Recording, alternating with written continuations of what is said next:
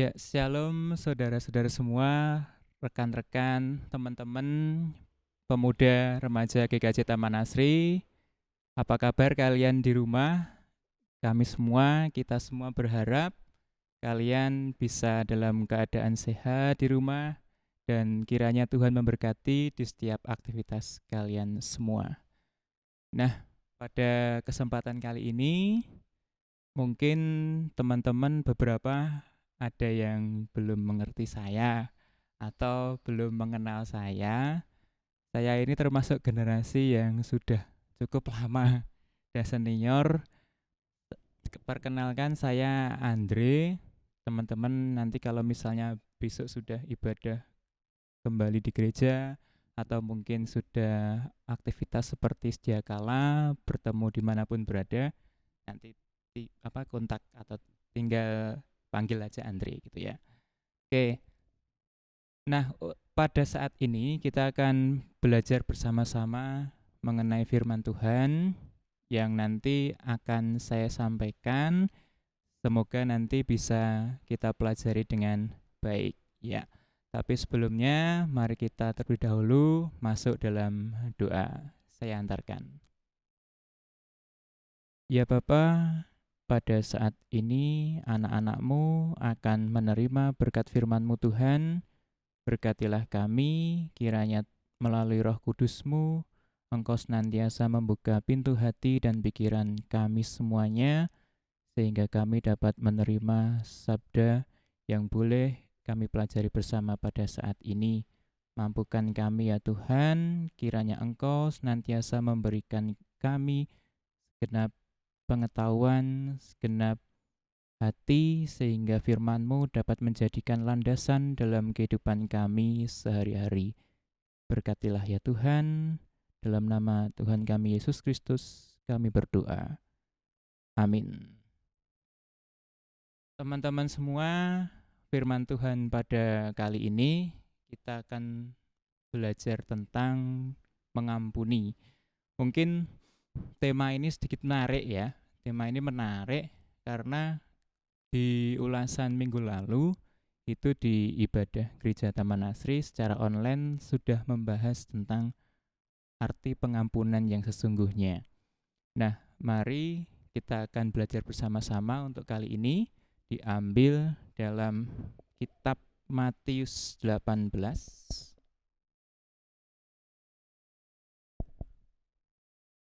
Matius 18 ayat yang ke-21 sampai dengan ayat yang ke-35.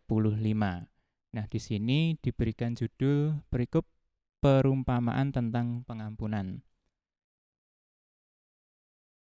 Kemudian datanglah Petrus dan berkata kepada Yesus, "Tuhan, sampai berapa kali aku harus mengampuni saudaraku jika ia berbuat dosa terhadap aku? Sampai 7 kali?" Yesus berkata kepadanya, "Bukan, aku berkata kepadamu bukan sampai 7 kali, melainkan sampai 70 kali 7 kali. Sebab hal kerajaan surga seumpama seorang raja yang hendak mengadakan perhitungan dengan hamba-hambanya. Setelah ia mulai mengadakan perhitungan itu, dihadapkanlah kepadanya seorang yang berhutang 10.000 talenta. Tetapi karena orang itu tidak mampu melunaskan hutangnya, raja itu memerintahkan supaya ia dijual beserta anak istrinya dan segala miliknya untuk pembayar hutangnya. Maka sujudlah hamba itu menyembah dia, katanya, 'Sabarlah dahulu, segala hutangku akan kulunaskan.' Lalu tergeraklah hati raja itu oleh belas kasihan akan hamba itu, sehingga ia membebaskannya dan menghapuskan hutangnya. Tetapi ketika hamba itu keluar, ia bertemu dengan seorang hamba lain yang berhutang 100 dinar kepadanya. Ia menangkap dan mencekik kawannya itu, katanya, 'Bayar hutangmu.' Maka sujudlah kawannya itu dan memohon kepadanya, 'Sabarlah dahulu, hutangku itu akan kulunaskan." Tetapi ia menolak dan menyerahkan kawannya itu ke dalam penjara sampai dilunaskannya hutangnya.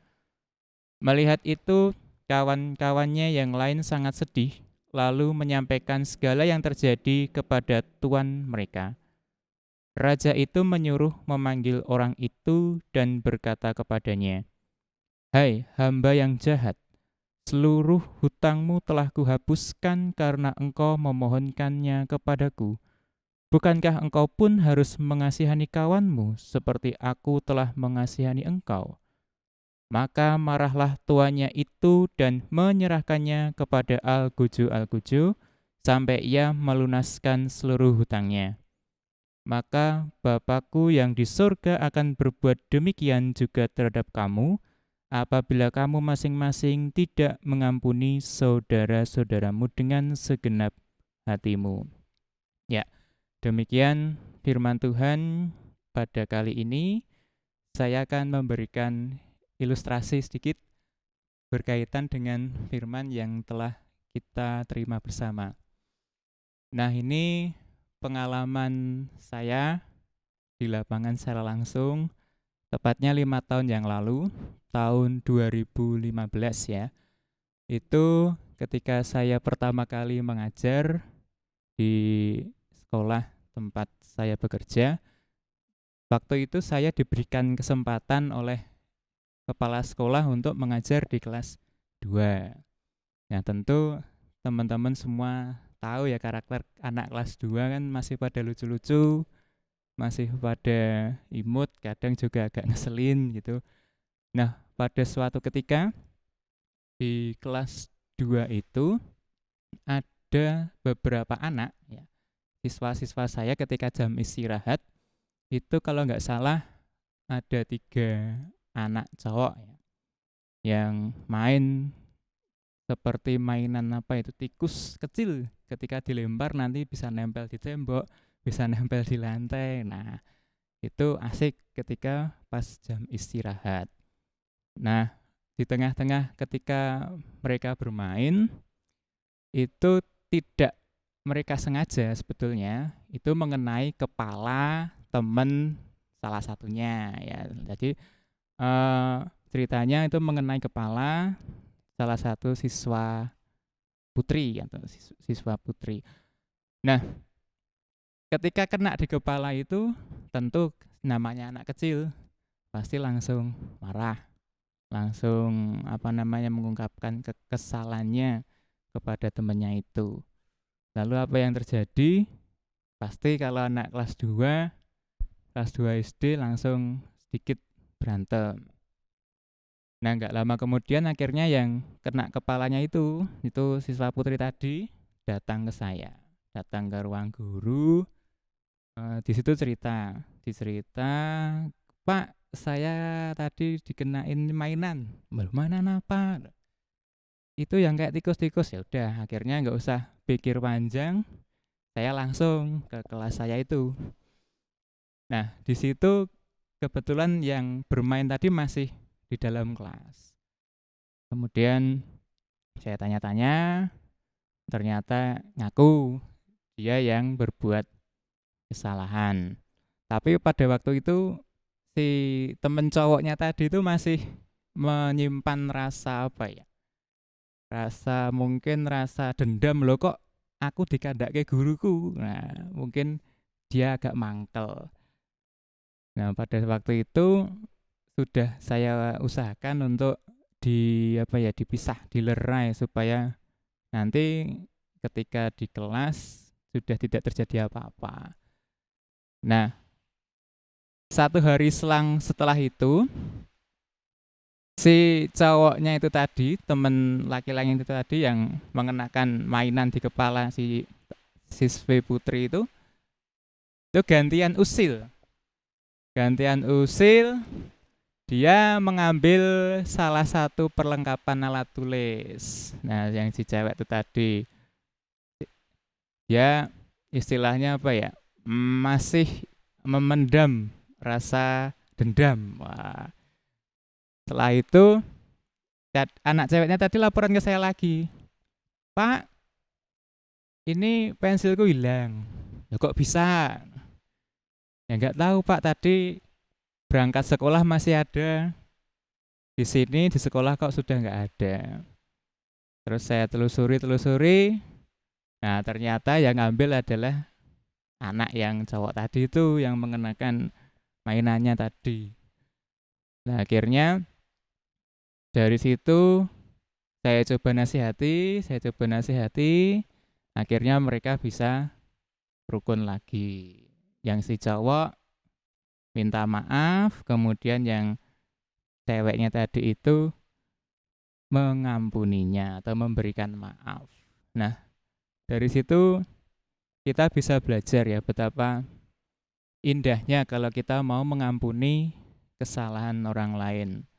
Mungkin di antara teman-teman, sobat pemuda remaja, ada kalanya ketika menjalani rutinitas, entah itu di rumah, entah itu di sekolah, ataupun dimanapun kalian berada, pasti kalian pernah merasakan yang namanya dikecewakan, merasakan kalian itu disakiti orang lain, ataupun ya pokoknya permasalahan mungkin yang kadang kalian hadapi, terus kalian berat rasanya untuk memberikan maaf, berat untuk mengampuni kesalahan orang lain. Bahkan eh, pada saat ini itu cenderung orang kalau memberikan pengampunan atau memaafkan itu gengsi. Nah, kadang ada orang yang berbuat salah tapi dianya cuek.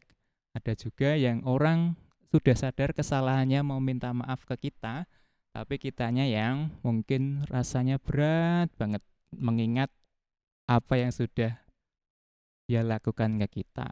Nah, dari firman Tuhan saat ini kita boleh belajar betapa indahnya kalau kita mau memberikan pengampunan seperti kisahnya teman-teman kecil tadi, anak kelas 2 SD tadi.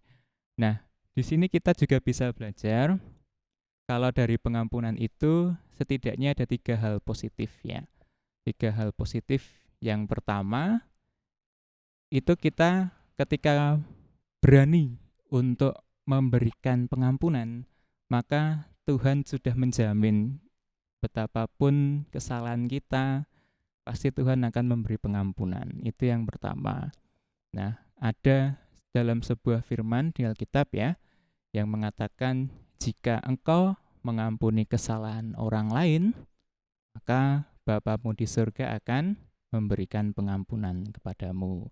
Nah, itu adalah hal positif pertama. Tentu ini bisa menjadi motivasi buat teman-teman supaya kita bisa memberikan pengampunan terhadap sesama.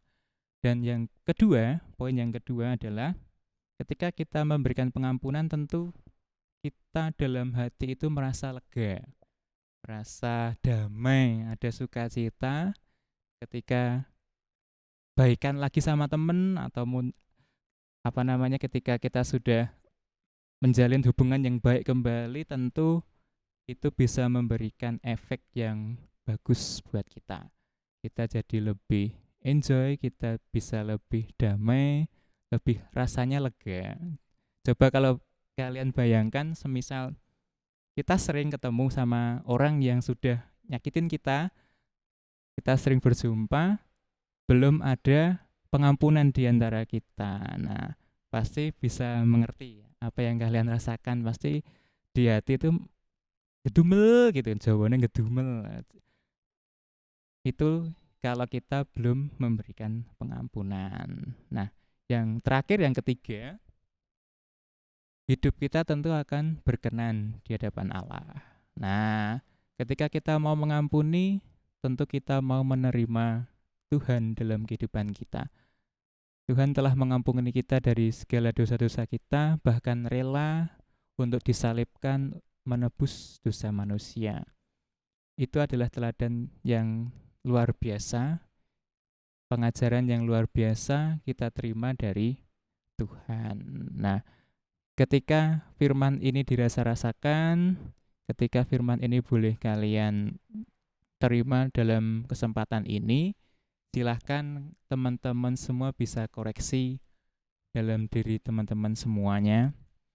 Misalnya ada permasalahan, misalnya ada orang yang berbuat mungkin sudah ada bahkan yang melewati batas pemikiran kita ya, dalam arti sudah kelewatan salahnya, dia mau minta maaf, silakan teman-teman bisa memberikan pintu maaf.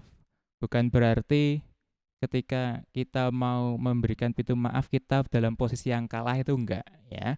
Tapi kita sesungguhnya adalah memenangkan apa yang Tuhan berikan. Misal apa yang telah Tuhan ajarkan, kita menangkan dengan mengampuni orang yang bersalah kepada kita. Nah, itu mungkin beberapa dari saya tentang pengampunan. Kalian juga bisa menerapkannya dalam kehidupan kalian sehari-hari. Apa yang telah menjadikan sabda ini, kiranya sabda ini akan berharga, akan memberikan makna dalam kehidupan kalian, khususnya pemuda remaja, supaya kalian benar-benar tumbuh di dalam Tuhan, kalian benar-benar menjadi pemuda remaja yang mempunyai eksistensi di masa yang mendatang.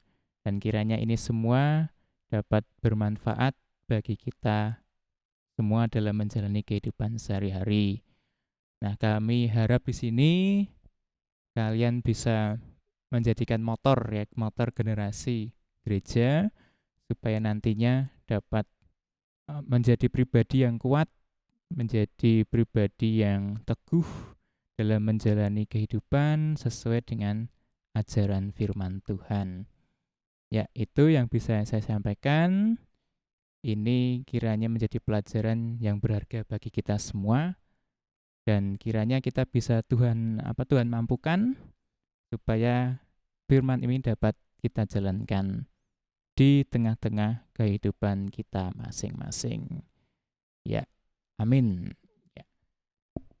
Sebelum kita akhiri ibadah online pada saat ini, mari kita berdoa sejenak, berdoa syafaat, dan saya hantarkan pada saat ini. Tuhan Allah Bapa kami yang bertahta dalam kerajaan surga yang mulia, terima kasih Tuhan atas segala bentuk berkat, atas segala bentuk nikmat yang telah kami terima sampai dengan hari ini. Terima kasih atas kesempatan nafas kehidupan yang boleh kami terima, dan kami boleh menjalani aktivitas kami masing-masing, baik dimanapun kami berada. Tuhan senantiasa mengiringi langkah kami. Pada saat ini ya Tuhan, kami mengucap puji dan syukur atas segala berkat melalui firman yang boleh kami terima pada kesempatan ini.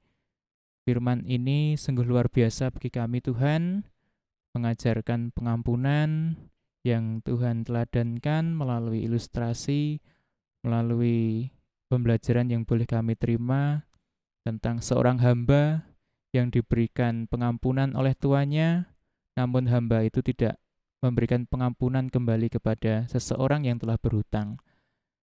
Kiranya ini semua teladan ini dapat kami terima, dapat kami lakukan di tengah-tengah kehidupan kami, supaya kami lebih mau untuk memberikan pengampunan bagi sesama kami.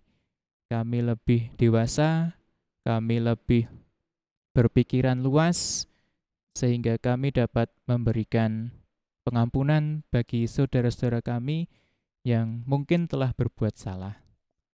Ya Tuhan, pada kesempatan ini pula kami berdoa untuk kesehatan kami semuanya ya Tuhan, baik dimanapun kami berada. Kiranya Tuhan senantiasa melindungi kami, Tuhan senantiasa memberikan kami kekuatan, baik secara fisik maupun iman kami ya Tuhan. Kami berdoa pula untuk kondisi bangsa dan negara kami pada saat ini.